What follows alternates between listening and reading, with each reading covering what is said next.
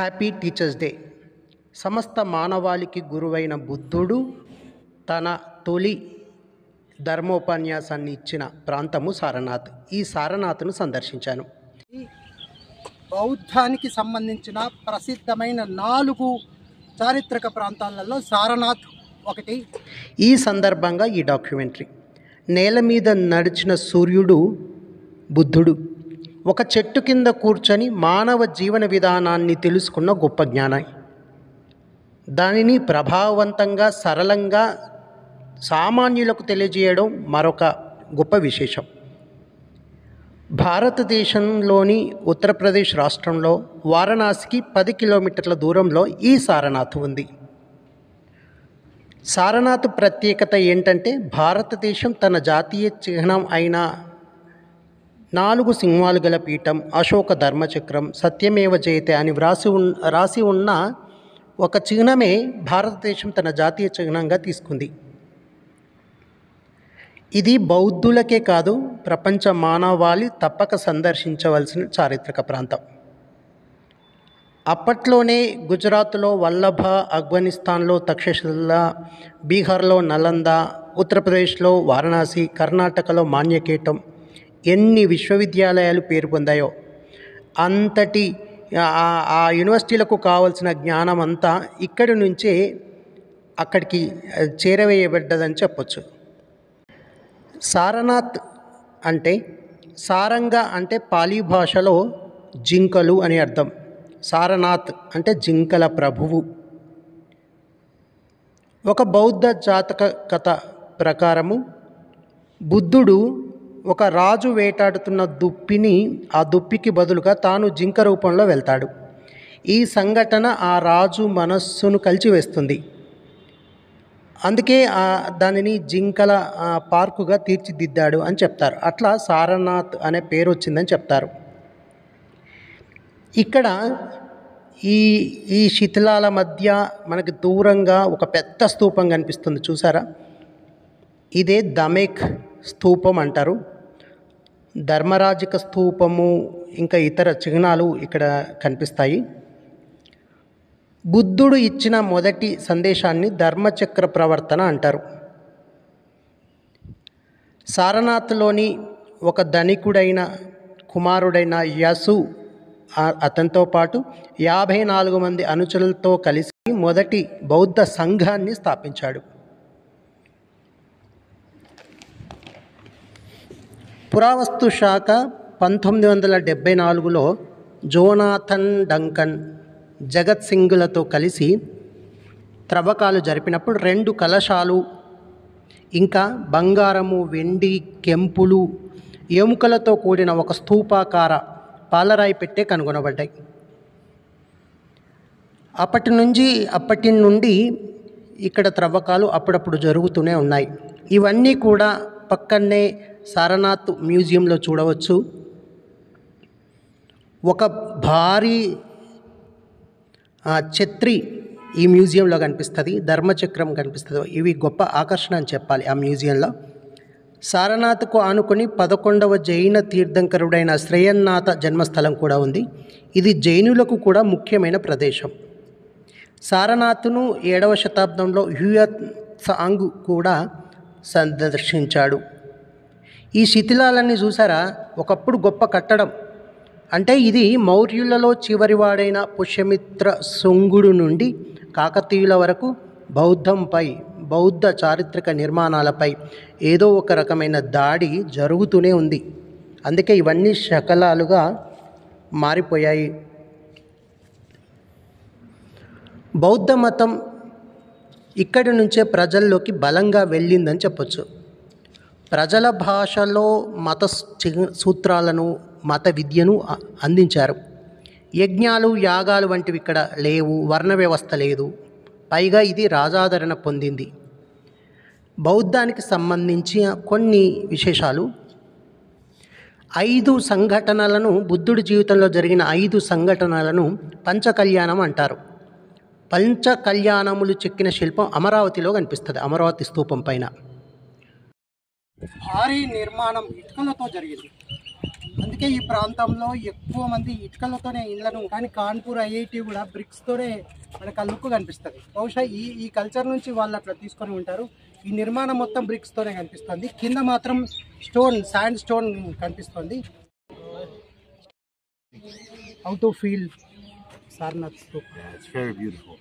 Very beautiful with the green grass and the monument. It's very nice. Thank you. Yes, welcome. బుద్ధుని జననము, ఆ 5 పంచకళ్యాణాల గురించి తెలుసుకుందాం. ముందు బుద్ధుడి జననం.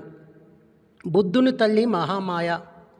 ఆమెకు అనతప్త అనే దైవ సరస్సు ఒడ్డున 6 దంతాలు గల తెల్ల ఏనుగు ఒక పువ్వు ఇచ్చినట్లు కలగంటుంది. బుద్ధుడు వైశాఖ శుద్ధ పౌర్ణమి రోజున సాల వృక్షం కింద నేపాలులోని లుంబిని వనంలో జన్మించాడు. అతడి పుట్టుకను కమలం లేదా ఎద్దు చిహ్నంతో సూచిస్తారు. రెండవ పంచకళ్యాణము మహాభినిష్క్రమణ. సిద్ధార్థుడు రథసారథి చెన్నడుతో కలిసి కపిలవస్తు నగరం సందర్శనకు బయలుదేరతాడు. ఆ సందర్శనలో ఒక ముసలివాడు, శవం, సన్యాసి, రోగి ఇట్లాంటివి చూస్తాడు. మనస్సు వికలం చెందుతుంది. సర్వత్రా దుఃఖమయం అని అనుకున్నాడు. జీవితం పరమార్థం తెలుసుకోవడానికి ఇంటి నుండి బయటకు వెళ్తాడు. దీనినే మహాభినిష్క్రమణం అంటారు. ఈ సంఘటనను కంటక అనే గుణంతో సూచిస్తారు. అక్షరాలు కనిపిస్తున్నాయి. పంచకళ్యాణంలో 3వది జ్ఞానోదయం. గయాలోని నిరంజన నది లేదా ఫల్గు నది ఒడ్డున రావి వృక్షం కింద 49 రోజులు ధ్యానం చేస్తాడు. అప్పుడు సిద్ధార్థుడు బుద్ధుడవుతాడు. ఈ సంఘటనను రావి వృక్షంతో సూచిస్తారు. ఇక ధర్మచక్ర పరివర్తన లేదా ధర్మచక్ర ప్రవర్తన. సారనాథ్లోని జింకలవనం అంటే ఇప్పుడు మనమున్న ఈ ప్రాంతాన్ని ఒకప్పుడు ఋషిపట్టణం అంటారు. ఇక్కడ తన 5 శిష్యులతో కలిసి మొదటి ఉపదేశం చేశాడు. దీనినే ధర్మచక్ర ప్రవర్తనం అంటారు. ప్రసిద్ధ ప్రాచీన నగరం కాశీ కనిపిస్తుంది. కాశీలో చూడవలసిన ప్రసిద్ధ ప్రాంతం సారనాథ్. బుద్ధుడు ఇక్కడ జ్ఞానోదయం పొందిన అనుభవాన్ని తన ఇతరులకు అందించాడు. ఇప్పుడు మనం చూస్తున్నది సారనాథ్ ప్రసిద్ధ పుణ్యక్షేత్రం. దీనిని 8 పుల్లలతో ఉన్న చక్రంతో సూచిస్తారు. ఈ పరివర్తనకు గుర్తుగా గురు పౌర్ణిమ అనే పండుగను ఘనంగా జరుపుకుంటారు. ఈ సంఘటనను ధర్మచక్రంతో సూచిస్తారు. పంచకళ్యాణంలో 5వది మహాపరినిర్వాణం, డెత్ ఆఫ్ బుద్ధ. ఉత్తరప్రదేశ్లోని కుషీనగరంలో వైశాఖ శుద్ధ పౌర్ణమి నాడు సాలవృక్షం కింద మరణించాడు. దీనిని స్తూపంతో సూచిస్తారు. బుద్ధుడి అస్థికలను అతని శిష్యులు దేశంలోని నలువైపులా తీసుకెళ్లి పూడ్చిపెట్టి వాటిపైన స్తూపాలు నిర్మించారు. అట్లాంటి ఒక స్తూపమే ఈ దమేక్ స్తూపం.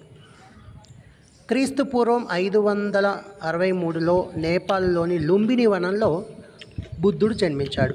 అందుకే ఈ ప్రాంతం బౌద్ధానికి సంబంధించిన ఒక చారిత్రక ప్రాంతం.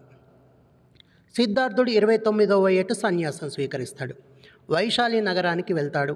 అలార కలామ అనే ఒక పండితుని వద్ద సాంఖ్య దర్శనం అభ్యసిస్తాడు. తర్వాత రాజగృహం దగ్గర రుద్రలీ రామకృష్ణ అతడికి శిష్యునిగా యోగాభ్యాసం చేస్తాడు. ఉరువేల అనగా గయ అనే ప్రదేశంలో అశ్వత్థ వృక్షం కింద రావి చెట్టు కింద 40 రోజులు కఠోర తపస్సు చేస్తాడు. అప్పుడు జ్ఞానోదయం అవుతుంది. దీనినే సంబోధి అంటారు. సిద్ధార్థుడు బుద్ధుడు అయ్యాడు కనుక బుద్ధగయ అంటారు. బుద్ధగయ నుండి నేరుగా ఇదిగో ఈ సారనాథ్ చేరుకున్నాడు. ఇక్కడ తన 5 శిష్యులకు జ్ఞానబోధ చేశాడు. దీనినే ధర్మచక్ర ప్రవర్తన అంటారు. మరి ఈ 5 శిష్యులు ఎవరు? కౌండిన్య, అస్సాజీ, భద్య, వప్ప, మహానామ. ఈ 5 సందేశం ఇచ్చాడు. అందుకే ఈ సంఘటనను విగ్రహాల రూపంలో ఇక్కడ మనం చూడొచ్చు. ఇక్కడే యేసుతో మరియు 54 మంది అనుచరులతో కలిసి మొదటి బౌద్ధ సంఘాన్ని స్థాపించిండని కూడా ఇంతకుముందు చెప్పాను. ఇక్కడ ఈ 5 శిష్యులకు అనేక అంశాలు తెలియజేశాడు. 4 ఆర్య సత్యాలు: సర్వత్రా దుఃఖము, తృష్ణ, దుఃఖానికి మూలం కోరికలు, నిరోధ, కోరికలు నిరోధించగలిగితే దుఃఖం నశిస్తుంది, మార్గం, అష్టాంగ మార్గం ద్వారా కోరికలను నిరోధించవచ్చు. అట్లాగే దీన్ని 8 ఫోల్డ్ పాత్ అంటారు, అష్టాంగ మార్గము. ఇక్కడ బౌద్ధ పవిత్ర గ్రంథాలు త్రిపిటకములు అంటారు. వినయ పిటకం, సుత్త పిటకం, అవిధమ్ము పిటకం ఇట్లా ఉంటాయి. అశోక చక్రవర్తి బిఫోర్ కామన్ ఎరా 273లో బిందుసారిని మరణం తర్వాత మౌర్య సామ్రాజ్యానికి చక్రవర్తి అయ్యాడు. అశోక చక్రవర్తి గురించి మనం మాట్లాడుకుంటున్నాం. బీసీఈ 274 నుండి 237 వరకు 40 సంవత్సరాలు రాజ్యపాలన చేస్తాడు. క్రీస్తుపూర్వం 261లో అశోకుడు కళింగపై దండయాత్ర చేస్తాడు. ఆ యుద్ధంలో జరిగిన అపార ప్రాణ నష్టం అశోకుడిని మనస్సును కలిచివేస్తుంది, తన జీవన గతినే మార్చివేస్తుంది. అందుకే బౌద్ధాన్ని స్వీకరిస్తాడు. ఉపగుప్తుడు అనే బౌద్ధాచార్యుని దగ్గర బౌద్ధ మత దీక్ష తీసుకుంటాడు. అశోకుడితో పాటు తన కుమారుడైన మహేంద్రుడు, కుమార్తె అయిన సంఘమిత్ర సైతం బౌద్ధాన్ని ప్రచారం చేశారు. అందుకే ఇక్కడ అశోకుడు నిర్మించినవి నిర్మాణము ఇదంతా కూడా. బుద్ధుడికి సంబంధించి కొన్ని విశేషాలు. బుద్ధుడి తల్లి మాయాదేవి, తండ్రి శుద్ధోదనుడు, భార్య యశోధర, కుమారుడు రాహులుడు, కుమార్తె ప్రియాంక. ఇక ఇతని రథం నడిపేవాడు చెన్నడు. ఇంకొన్ని విషయాలు. ఈ బుద్ధుడు క్రీస్తు పూర్వం 487లో తన 80వ ఏట మల్ల రాజధాని కుషినగరం చేరుకుంటాడు. అక్కడే మరణిస్తాడు. దీనిని మహాపరినిర్యాణం అంటారు. ఇట్లా మనం బుద్ధుడికి సంబంధించిన అనేక విశేషాలు ఇక్కడ గుర్తుకొస్తాయి. మరొకసారి చూద్దాం. బుద్ధుడికి సంబంధించిన 4 ముఖ్య ప్రాంతాలను ఈసారి సందర్శించే అవకాశం వస్తే మిస్ చేసుకోకండి. అందులో ఒకటి లుంబిని పార్క్, 2 బోధిగయ, 3వది సారనాథ్, 4వది కుషినగరం. ఇట్లా నేను ఈ సారనాథ్ని చూశాను. ఇంకా ఇక్కడ ఒక మ్యూజియం గురించి చెప్పాలి. మ్యూజియం కనుక చూస్తే అసలు ప్రపంచంలో ఒక గొప్ప జ్ఞానాన్ని ప్రసరించిన ఒక గొప్ప చారిత్రక నిర్మాణం ఇక్కడ ఉండేదని ఆ మ్యూజియంలో ఉండే వాటిని బట్టి తెలుస్తుంది. ఆ మ్యూజియంను కూడా చూడండి. అయితే ఆ మ్యూజియంకు కెమెరా అనుమతి లేదు కాబట్టి ఆ దృశ్యాలను నేను మీకేమీ అందించడం లేదు. ఇక మనం టూరిస్ట్ గైడ్ ఉంటాడు. ఆ గైడ్ ఏం చేస్తాడంటే ఈ బౌద్ధ భిక్షువులు ఉన్న ఈ శిల్పాలు ఉన్న ఈ ప్రాంతం వరకే చూపిస్తాడు. దూరం నుంచి ధమేక్ స్తూపాన్ని దూరం నుంచి చూపిస్తాడు. కానీ ఈ ధమేక్ స్తూపము మళ్ళీ విడిగా మనం ఇక్కడి నుంచి దూరంగా వెళ్ళాలి, 1 కిలోమీటర్ నడవాలి, వెనుక వైపు నుంచి వెళ్ళాలి. అప్పుడు చూస్తే తప్ప తెలియదు అక్కడ ఒక మ్యూజియము ప్లస్ ఇది కూడా ఉందని. టికెట్ ఆన్లైన్లో టికెట్ డబ్బులు చెల్లించి టికెట్ తీసుకోవాలి. ఒక మరపురాని జ్ఞాపకం సారనాథ్ అని చెప్పాలి. మనమంతా వారణాసి, కాశీ, గంగా హారతి, కాశీలో ఉండే 7-8 దేవాలయాలు వీటి చుట్టే తిరుగుతాం. కానీ కాశీ వెళ్ళినప్పుడు తప్పనిసరిగా మనం సారనాథ్ చూడాలి.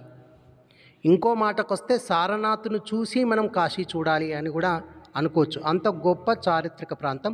మరి ఈసారి వెళ్ళినప్పుడు సారనాథ్లో ఉండే ప్రతి నిర్మాణాన్ని దగ్గరగా చూడండి. ఒక గైడ్, తెలుగు వచ్చే గైడ్ ఉంటే బెటర్ తెలుగు వాళ్ళకైతే. అక్కడక్కడ చిన్న చిన్న ఇంకా శిల్పాలు కనిపిస్తాయి. పాలీ భాష, ఇతర భాషలో అక్షరాలు కనిపిస్తాయి, చిన్న చిన్న శిల్పాలు కనిపిస్తాయి, ఆ నిర్మాణ విశేషాలు కనిపిస్తాయి. మనకెదురుగా అప్పటి పెద్ద పాలీ భాషలో చెక్కిన శాసనం ఉన్న పెద్ద పెద్ద స్తంభాలు కనిపిస్తాయి. ఇప్పుడు మనం చూస్తున్న ఈ ఆలయంలో చిత్రాలు కనిపిస్తున్నాయి. బుద్ధుడి జీవితంలో జరిగిన అనేక విశేషాలను ఈ గోడలపై చిత్రాలుగా వేశారు. ఆ చిత్రాలను చూస్తే ఒక్కసారి బౌద్ధ జాతక కథలు, బుద్ధుడి జీవన విధానం అవన్నీ తెలుసుకోవచ్చు. అయితే సారనాథ్ వెళ్ళే ముందు ఈ వీడియో చూడండి, లేదా గూగుల్ నుంచి సమాచారం సేకరించండి. సారనాథ్ లేదా బుద్ధుడి జీవిత విశేషాలు తెలుసుకుంటే మనం అనేక విశేషాలని మరింతగా చూడగలుగుతాం. లేదా కేవలం పైనే చూసి వచ్చే అవకాశం ఉంది. మరి ఈ ప్రపంచ మానవాళికి గురువైన బుద్ధుడి జీవన విశేషాలతో పాటు ఈ గొప్ప చారిత్రక ప్రాంతాన్ని ఈ డాక్యుమెంట్లో అందిస్తున్నా. ఈ వీడియో షేర్ చేయండి, ఈ ఛానల్ని సబ్స్క్రైబ్ చేయండి, మీ అభిప్రాయం తప్పక రాయండి. నేను మీ discover man Reddy Ratnakar Reddy. Thank you.